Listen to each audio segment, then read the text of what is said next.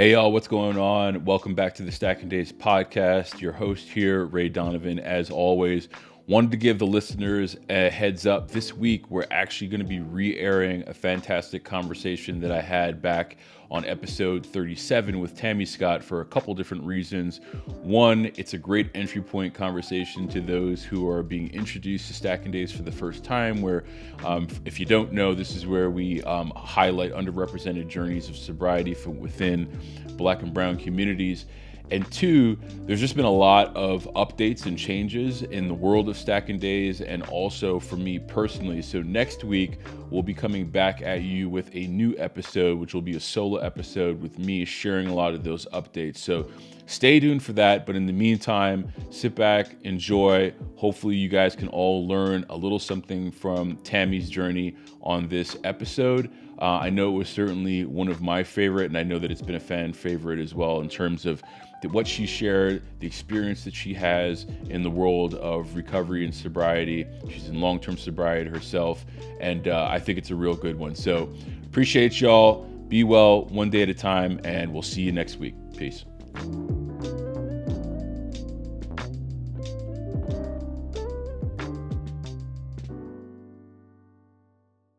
I mean, I was just as shocked as anyone to realize that just because you stop drinking and using drugs, that's not like I had the expectation that things would just get instantly better. Like I had no clue that I was as dysfunctional as I was. I had no real awareness of how atrophied my social skills were. And I Right. had no because I was constantly numbing myself, I had no clue of how deeply frightened I was of the world. Hey y'all, what's going on? Welcome back to another episode of the Stacking Days podcast. I'm your host, Ray Donovan. And again, really excited about the conversation that we're about to get into today. The guest that we have is actually someone that I've had a fortune of spending some really quality time with on what I've already mentioned is the sober sojourn that I took part of in November, where we spent 10 days in Kenya, traveling, seeing the country, safari, Nairobi, some historical locations, and Tammi, who's joining us today, was one of the participants on that trip. So we got to know each other a little bit on that trip, and I kind of like twisted her arm somewhat to actually come on the show and share her story. She's a woman who's in long-term recovery, and I think that she's got a real wealth of information and knowledge that she'll be able to share with us in the community. So without further ado, Tammi, welcome to the show. Thanks for having me, Ray. I appreciate it. You got it. Well, let's get right into it the way that we always do on the show. Take us back to the early days of your relationship with alcohol. I know that we got to reach a little far back. Tammi, as I mentioned, is in long-term recovery. She's got 27 years under her belt, which is phenomenal. Congratulations. So let's go back to the beginning, if you can, and just give us a sense of where it all started and how you came to finding recovery in your sobriety, and we'll go from there. Yeah, back in the beginning was about mid 90s. I was a single mother with 3 children. They were 8. My oldest was 8. My next child was 5, and I had just had a baby who was a girl. So I had 2 boys and a girl, and I was dying inside. I was one of those functional alcoholic and addicts where if you drank and used with me, then you knew that side of me, but if you didn't, you were utterly shocked. So there Right. was like this duality that was slowly like deteriorating and destroying me from the inside. I was completely overwhelmed with the young children that I was raising. I couldn't. I was a real mess. Like my older son did a lot of the he picked up a lot of the slack for his brother and sister. And I just got to the point where and the funny thing was I didn't know that alcohol and drugs were my problem. I really didn't. I suspected that I might be bipolar. I couldn't figure out what was wrong with me. And I ended up, first of all, I was unhappy with my parenting. So I like got help with parenting classes, and that kind of took the edge off of things. But I was still just dying inside. And I had been seeing therapists on and off. And I think I was finally honest with the last therapist that I saw, because at the very end of the session, and looking back, I realized that it must have been sort of more of an intake than a therapy session, because she said, we're going to refer you to our Center for Drug and Alcohol, because your drug and alcohol use could be contributing to your depression. So I just thought I was depressed, and wanting to die, and very dysfunctional in ways that nobody could see. And so that was the beginning of like the huge aha, like, oh my God, because my ideas of an alcoholic were, I had a father who drank beer like it was water and started early in the morning with like a huge stein. And so that was my definition of an alcoholic, or somebody in a brown paper bag living off the streets. Yeah. So I didn't think that that was me, or that that was my problem. And so finding that out was really a sense of relief. And it was like, oh my God, okay, now I know what's wrong with me. Now I know what's wrong with me. So I, with that, being in that Center for Drug and Alcohol within, I think it was Kaiser Permanente, that section, Hmm. the requirement was that we had to go to 12-step meetings. And the funny thing is, besides being terrified to go to a 12-step meeting, I started to remember that one of the times that I sought help with my parenting, one of the therapists has suggested that I go to 12-step meetings. And it totally went over my head. Like, I never even paid attention to the paper that she gave me or anything. Mm. So things were starting to kind of come together. And so that was sort of the beginning of, okay, I know what's wrong with me. I know why I keep wanting to die inside. I understand why I'm sick and tired of being sick and tired. And um, yeah, so that was the very beginning, the 12-step meetings. Mm. Yeah. Man, Tammy, thanks for sharing that. I can only imagine. I mean, I can't even begin to imagine the pressure that you felt as a single mother of an 8-year-old, 5-year-old, and a baby. Um, the question that I have is, it sounds. I mean, as I know it, alcoholism is progressive, right? So, Mhm. am I correct in assuming that you had been drinking, up until that point, and it had, kind of the wheel started to come off as you were mothering, as you were parenting? So I'm curious what those years looked like leading up until the point where it kind of just started to break for you. Well, here's the thing. I didn't have any like outward wreckage. I wasn't a blackout drinker. Mm, So I always knew I wasn't, and I also used drugs. okay. So it was drugs and it was alcohol. And so I didn't have, and that's another thing why it became a surprise to me that I was an alcoholic and a drug addict, because my kids weren't taken away from me. Yeah. Um, I was leaving my kids anywhere, and even like the verbal and physical abuse that I was giving to my children was definitely abhorrent, and I needed help, but it wasn't, I mean, I wasn't putting him in the hospital.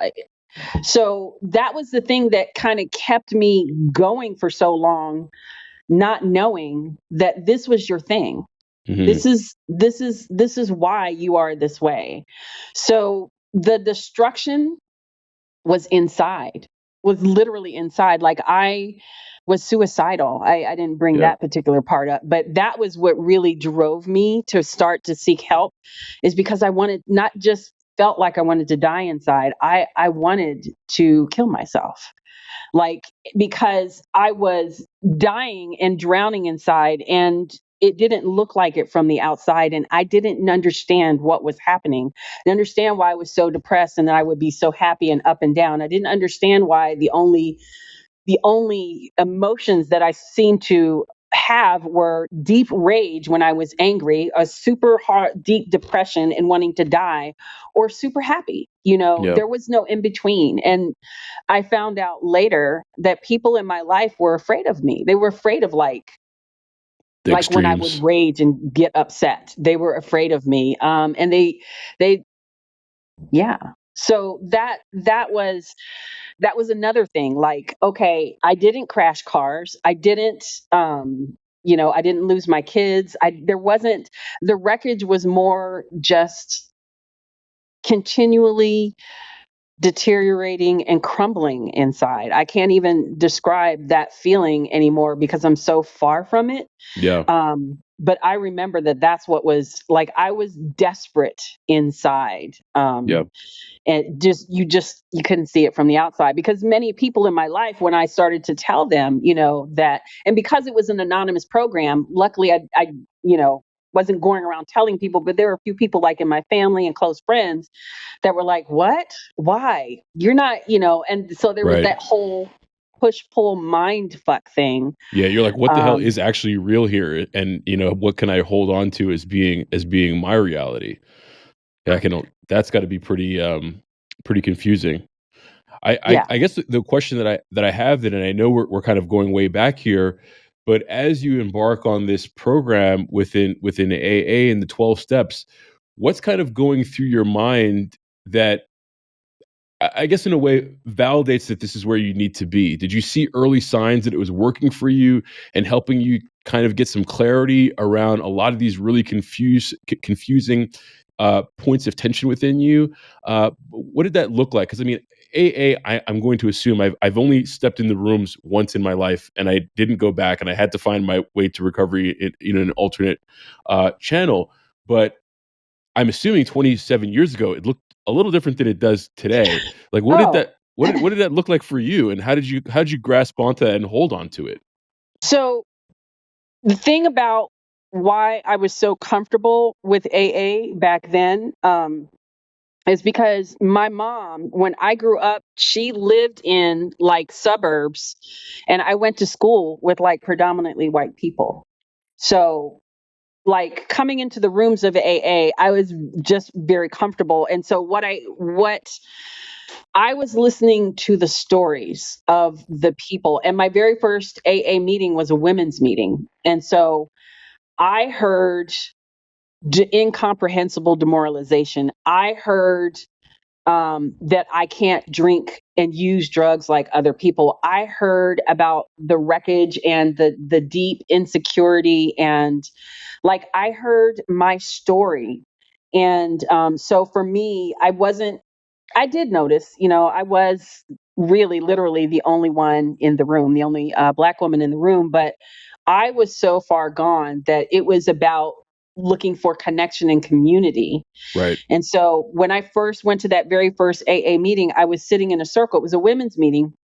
And I was feeling very much like I was all in my head. I was fucked up because I was an alcoholic and an addict. I was in this place that I had to be as a condition of my treatment, terrified, not knowing what was going to happen. And these women were coming in, and they all knew each other. It was right before the 4th of July. And I'm in Mm, Southern California. So a couple of them had been to the beach, and they were hugging and laughing and talking. And I was literally just kind of holding back tears, sitting with my hands looking down. And then this woman walked into the room, and she saw me, and she walked over and she said, "Hi, my name is Ellie." And she bent over and she hugged me. And mm, that hug made me instantly feel a part of things. And then somebody else came around and held out like a laminated piece of thing and said, "Hey, can you read this?" And I was like, "Okay, I can read." I not knowing, yeah, I can read. And so then the meeting started, and even their readings started to tell my story. Like, I had never sat anywhere where it was telling my thoughts and how it was just one of the most emotional experiences of my life. Reading, like, I knew that I was in the right place because their literature was telling me so. And mm, when I started to read, the part of the reading, it was a Narcotics Anonymous meeting. The reading was, "Why are we here?" And I started reading it, Ray, and I broke down in the middle of it because I was literally reading why I was here and I couldn't finish. And I was mortified because I was crying in public with these people that I didn't know. And crying was always frowned upon, and I was always shut down and just really treated crappy for crying. I'm an emotional person. I have big emotions. I'm sensitive. And so I literally sat there crying, terrified, waiting for someone to snatch the reading out of my hand or something, and nobody snatched the reading out of my hand. There was just Mm. this empathetic quiet. The woman next to me literally reached out and started rubbing the small of my back. And I just was like, okay, I got myself under control. There, there was a little baby on a rug, not a rug, a blanket in the middle of the circle of chairs. She had been like maybe 6 or 7 months, and the baby farted in the middle of all that. And we all laughed. We A had little this like, comedic relief. right. And then I got myself under control and I finished reading why I was there. And then they did tokens where people were taking time tokens. And there was a woman, her name is Christine. I'll never forget. She was taking a 4-year token and she dedicated her token to me, which was like, Mm. she's like, I want to dedicate this to this newcomer, Tammi. You know, I see your pain. You know, I welcome you. You belong here. And so that was my experience with 12 step and um, why I knew that it was the place for me. So the literature, it was a step study meeting, and so every other week was open share. And then the weeks that it wasn't, we read from the book. So I really started to learn about their literature, but how I survived my childhood and my life up to then was to figure out what you needed me to be, and Hmm. I became that. So much of I spent 20, about 20, almost 22 years in the 12 step community. That first 4 to 5 years was really, I mean, it did save my life, and I was able to stay sober, and I was the only Black person in most of the meetings that I attended. But I also was very much becoming that the good little 12 step recovering alcoholic and addict, you know. Hmm. So there was very much the, I guess, chameleon is what I liken it to. Hmm. And I had great 12 step mentors or sponsors, as they call it.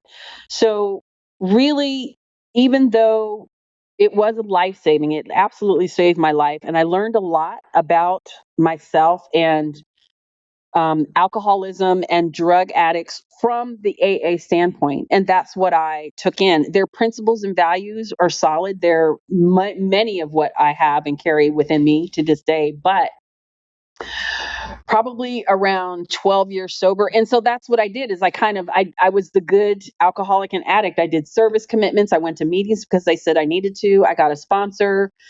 I worked the steps. It took me a while to get through the steps, and I think that that step work was where I think a lot of my resistance and where the the real me was probably trying to emerge as I was learning from the 12 step community. Hmm.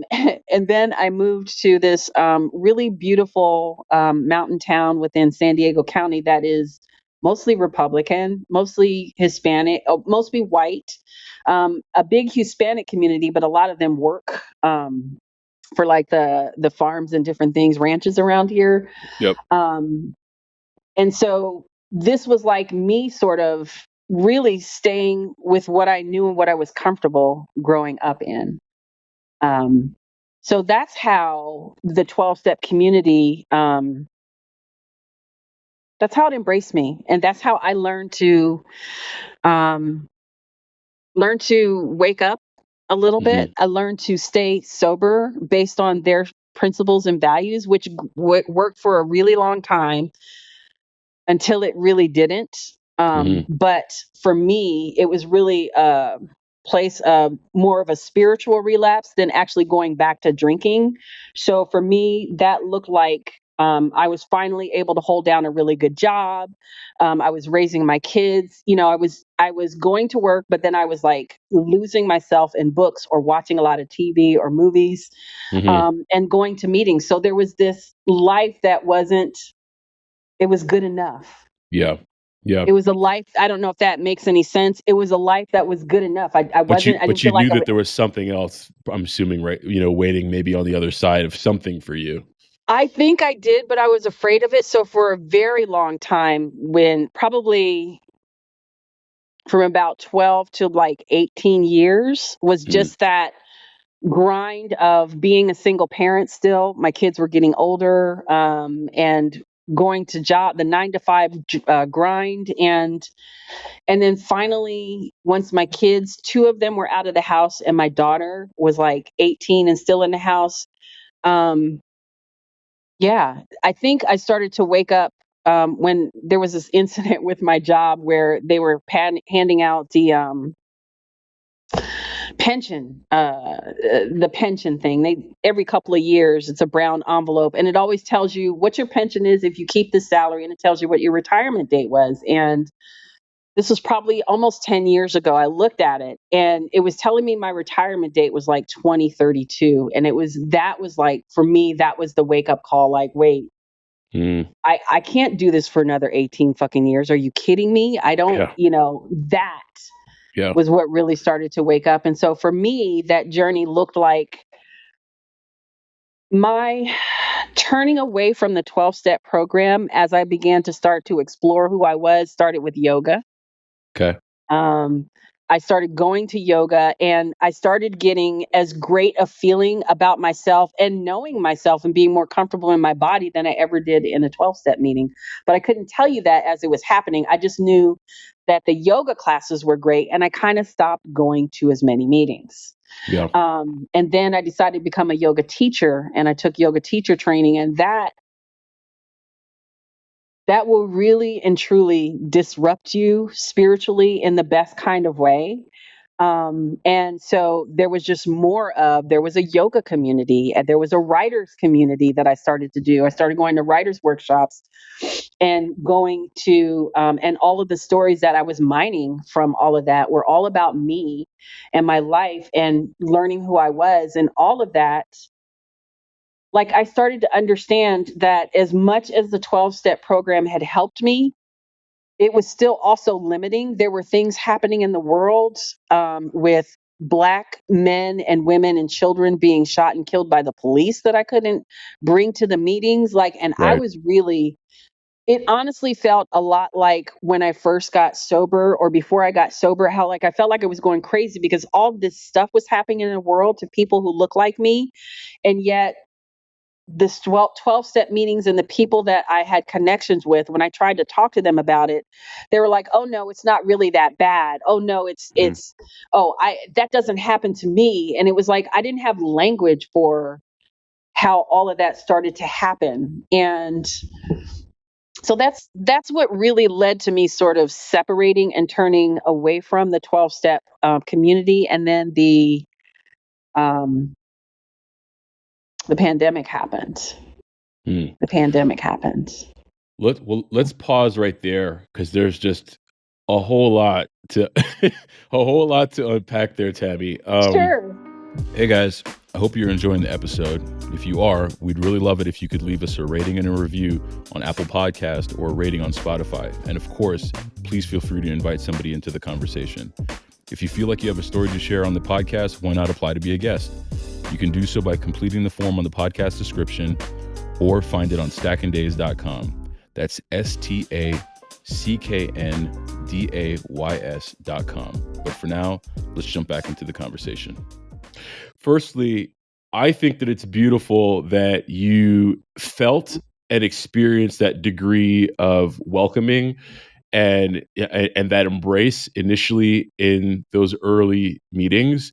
You hear a lot of people's experiences of that community and meetings, and I love the fact that was your kind of inaugural experience. I think that a lot of times that can dictate how successful you're going to be in those early days, is just by how welcome do you feel in these spaces. So I mean, I literally choked up a little bit when you were recalling it. So I can only imagine Emotion that comes up every time, yeah. yeah. Um, the other thing that really resonated with me is that you said you had become accustomed to becoming the person that others needed you to be, right? And and I've certainly felt this way. Even, I mean, I've been sober now for a couple of years, and even in trying to like reconcile and repair certain relationships in my life, I found myself saying, "What do you need me to do? What do you need me to say to get me to make, you know?" And it's like, so I really want to like dive into your pool of knowledge. And how did you break free of that? I mean, I know that you have yoga. I know that you started writing. I've heard that writing is extremely therapeutic. Yoga, obviously, depending on how you do it, can be very spiritual and get you in touch with that aspect of yourself. But that is a deeply rooted set of shackles that I Mhm. find are very hard to remove oneself from. So, could you talk a little bit about what that growth trajectory looked like for you, for all of Yes. those who are struggling with that? Yes. So, and thank you for like pulling that piece out, because I do want to talk about that trajectory, because it wasn't an overnight thing. And it was really a series of different people as I became awakening, as I started to awaken to the fact that, hey, I am kind of doing the same thing that I did before I got clean and sober. I'm kind of doing that in AA. Mm, And I had an AA sponsor that when I came to her, like in tears, when I realized that I had this whole chameleon thing that I didn't know how to really be. Like, that's a weird thing to kind of wake up to 12 years in sobriety. yeah, Um, I bet. and she immediately knew what I was talking about, very calmly just said to me, listen, I can help you. And what we're going to do is, you don't have to figure out everything that you are all at once, but what we're going to do is we're going to figure out five things that you bring to the table, five things that are that you are going to be able to ground yourself in, no matter where you are, what the situation is. Mm, And so that was really sort of the beginning of all of that. And they were like consideration, courage, integrity, humor, an open heart and mind. And they didn't come all at once, but she worked with me as we were going. She was one of the first sponsors that I had that, while she was doing 12-step work, acknowledged that I was coming to her with a very real issue of who I was. mhm, And so that was sort of a big piece of it. I was also seeing a therapist at the time. So I kick-ass therapist. I ended up seeing her for 8 years and started in 2013. mm, And so she also was helping with that. And to me, her biggest contribution in all of our talks over the years was that she was the one that taught me about compassion, the importance of compassion and self compassion.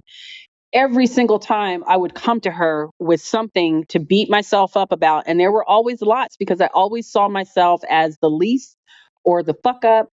And every single time she would literally just very calmly tell me, matter of factly, I don't particularly see it that way. This is what I see. This is, be kind, be gentle. And it was a redirection that I almost like. First of all, I was a little frustrated with her about it for the longest time. mm, And then I started to pick that up, and I started to think of myself in that way. So being with someone, having a mentor, a sponsor who understood the particular issue with me feeling like I didn't know who I was anymore, even after 12 years of sobriety, and helping me to come up with some things that I knew about myself that I could ground myself in. I feel like that was like the real opening. The yoga thing happened by accident. Well, and then also understanding that I didn't have to be a mild mannered insurance adjuster for the next 18 years of my life. Like, I had this great job where I didn't have to have a college education. It was helping me to support 3 children. I didn't have 3 children to support anymore. So there was a combination of things that I realized I didn't have to cling to. mhm. Um, and so the therapist, Veronica, that particular sponsor, helping me with that. And then where the yoga came in, like, I had started hiking with friends here and there. And so that was a big piece of it. So it was really just little things that were coming together, the therapy, learning about self compassion. The yoga piece was the very first time I started to feel comfortable in my body. Like I remember very clearly, there were dresses and things in my closet that I swore that I wouldn't touch until I lost a certain amount of I lost a certain amount of weight, and I started wearing them and feeling good about myself and learning. And so that, more than anything, all of those combinations of things, being comfortable in my own body, the writing piece with the workshops. I actually wrote specifically with a certain group of women for probably a good 2 or 3 years, every 6 to 8 weeks, and just writing about my childhood and different things that affected me. Some of them were trauma, not a lot, but some, Hmm. and being able to open those up and look at them with a therapist. Those things just helped me to settle more into who I was and helped me to decide and really have the courage to say, this life that I'm living right here, this is not enough anymore. Mm. And it doesn't have to be. So one of the things that I'm starting to realize, so many people are impressed with my 27 years of sobriety, and it is an impressive number. I'm not knocking that, but sometimes I feel bad because I feel like it's almost a not misnomer, and it's not a fraud, but like so much of that time I sat somewhere where it was good enough and I stayed there for a long time. Yeah. So it wasn't all 27 years of continuous personal growth and healing. A lot of that has happened really within the last 10 years. Yeah. Um, and so I knew that I wanted to write. I knew that I wanted to teach yoga. And so pursuing those things, I started writing with other people. I started getting trainings in different things that just really kept opening doors for me. That Mm. kept opening doors for me. And then I realized I ended up going to a pension meeting at my job, and I never did before, but I thought, let me just see what this is about. And I found out I could retire early after 15 years, and it would be a shorter pension, but I could get the fuck out. Yeah. And that was my mantra. Like, I'm retiring in 2022 when I'm turning 55, I'll have 15 years. And everybody thought I was crazy. Everybody. Again, the same thing with sobriety. Why would you want to do that? Right. And But you're so retired now.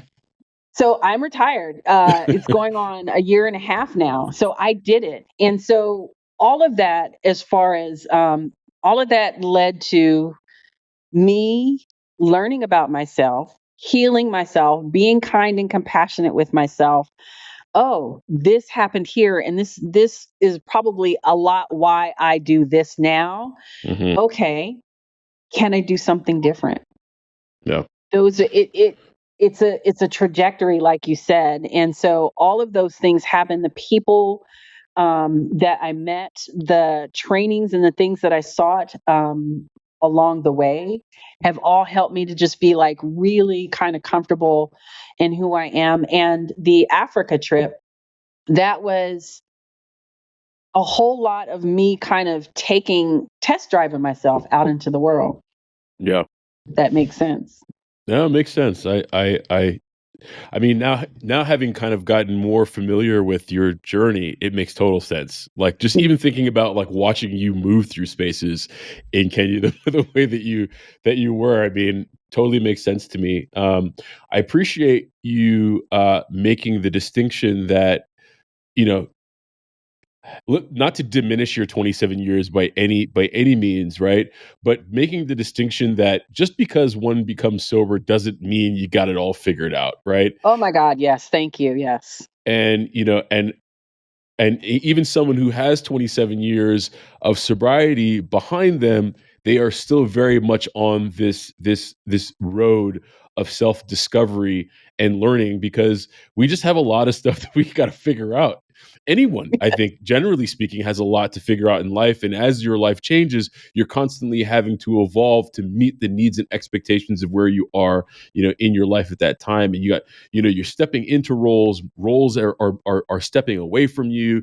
You have to continually redefine yourself. So who you are today may not necessarily be who you need to be for yourself in 5, 10, 15 years from now. So I think it's really important that you call that out, because I feel like, we're recording this conversation in January, and I feel a lot of people are looking at this thing through the lens of, oh, it's dry January, I'm going to clean myself up and snap my fingers and it'll all be good. But there is that distinction between abstaining from alcohol for a period of time and truly stepping into a place of recovery so that you can gain that clarity, to get on a path to figure some things out. And you're going to constantly be figuring those things out. So I appreciate you making that distinction.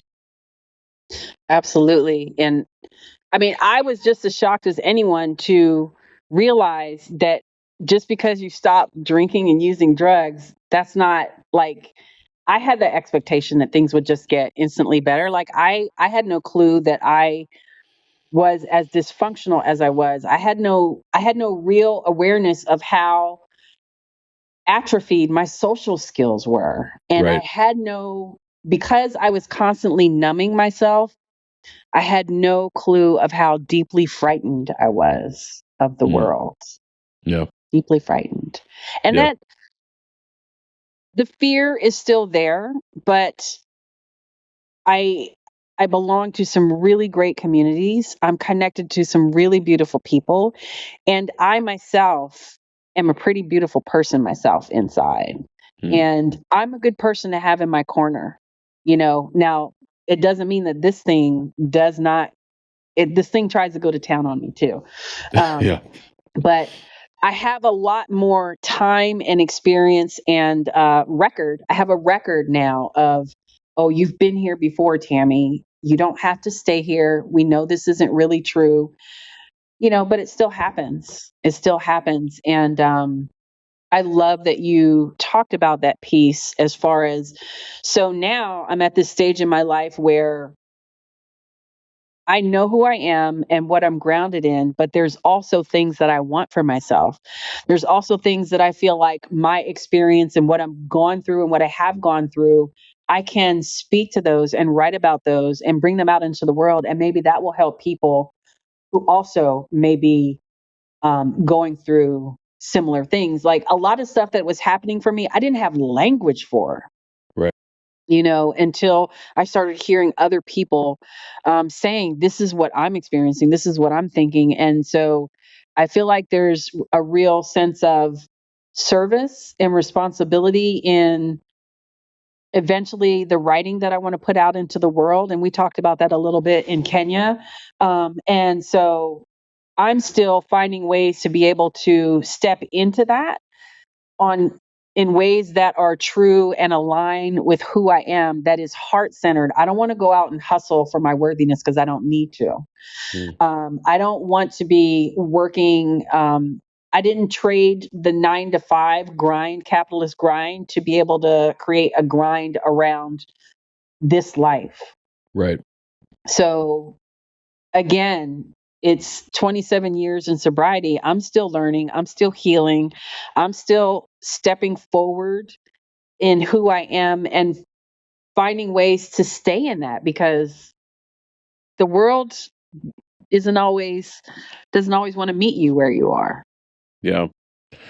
When I hear you say that, what resonates and comes to the forefront of my mind is this concept around self-worth. And I feel like a lot of folks, particularly those who are in some sort of grind, whether it be a parenting grind, whether it be a professional grind, find and gain a lot of their self-worth through these roles that we play. And when those things aren't necessarily going too well, that talk gets in the way. So I love the fact that you've gotten to a place where it sounds as though you're very confident in where you find your self-worth, and it is not in some of these things that you've done in the past. I think that's a fantastic thing to hear. I love seeing that. Yeah. So congratulations. That's like a Jedi move right there to get to that Trying. to get to that spot. With that being said, what are some of the what are some of the obstacles, the hurdles that you come across today? You know, now that you're a little bit more matured in your journey, that you're still, you know, kind of maybe even resorting back to the basics to kind of push through. Oh my gosh, I'm so glad you said that because yes, it's true. The obstacles honestly that I'm finding are the obstacles within me. It's even though I have this sense of myself and who I am that's brought me here, I'm stepping further beyond that. And so there is almost the same things that I'm dealing with comparison is the thief of joy. You're like, I don't, stop comparing yourself to this person. That's not what you want to do anyway. Admire them. And then there's also, I haven't really mentioned like the piece as a Black woman, but there's so many spaces that are unsafe for women of color. I mean, you see it left and right now, especially women on the professional level, and that's not easy. That's not easy, Yeah. to navigate that.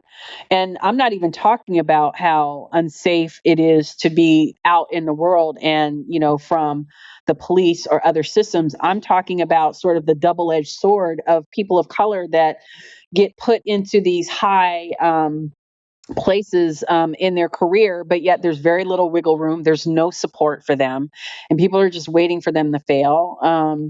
And how devastating that is for Mm, women of color.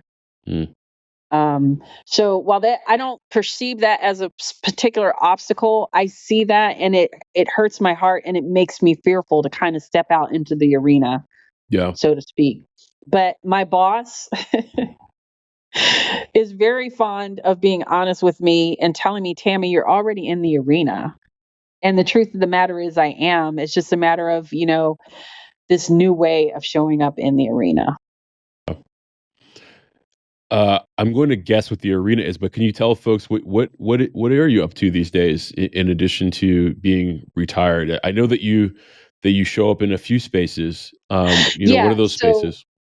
right now, I facilitate sober support community meetings for the Luckiest Club, which is a Cool. sober support community founded by Laura McCowan, who is an author and a writer. And so I do that. I also co teach the online sober courses that they have developed within the TLC community. One is the Sober 90, which is like a 90-day program for people who are either new in sobriety or want to get a little bit more solidity within their sobriety if you have time, that teaches a lot of the basics. And they have come out with a sober life. So I'll be facilitating small groups. And then even for other communities, author Heather Plett, I took her Holding Space Foundations course back in 2020, and about halfway through the course, she had developed an online what she call it, an online retreat and an actual 12-week course, which she asked me to help co-teach, Hmm. because she knew I had experience writing and holding space because I'd been to one of her writing workshops. So really, all of the work that has been coming to me right before retirement and since retirement has been the heart-centered work that I want to do. What I want to do beyond that, for my own umbrella, I want to write.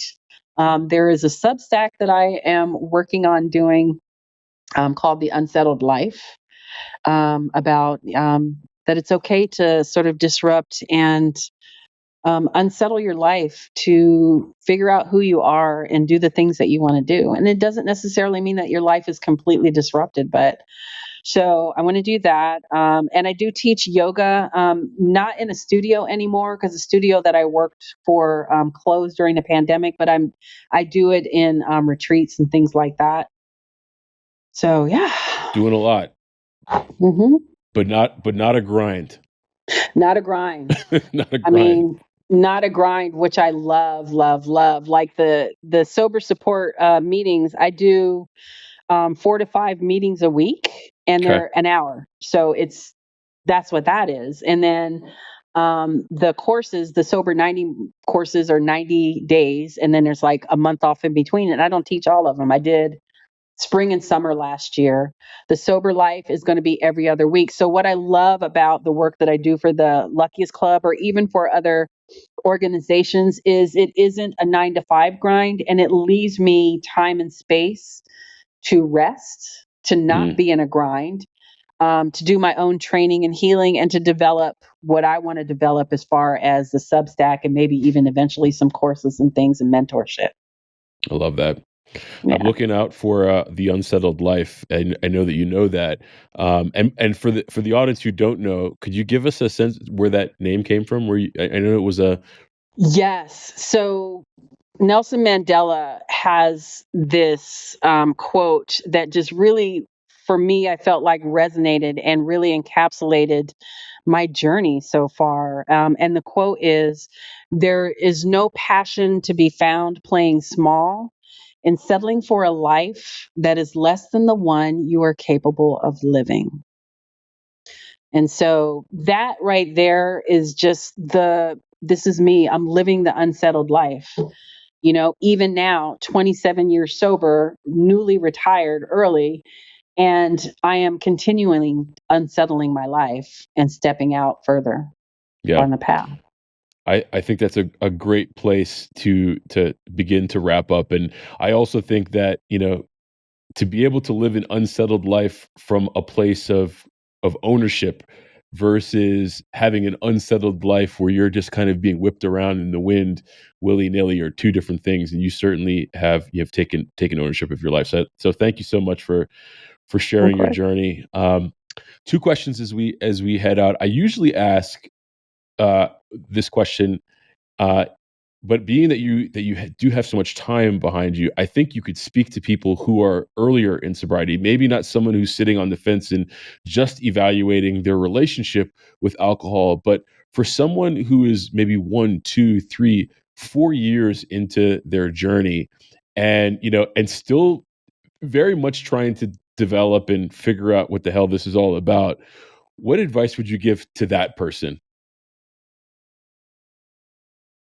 Be careful of complacency.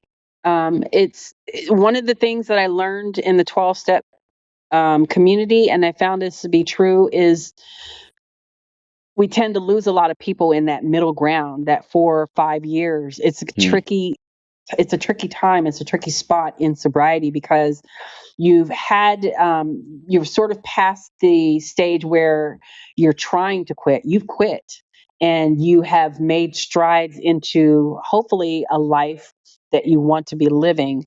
And it is so important that you either are connected with community or connected with some people who support your sobriety, that you are doing some sort of work around making sure that that's a surprise, that is a priority. Yep.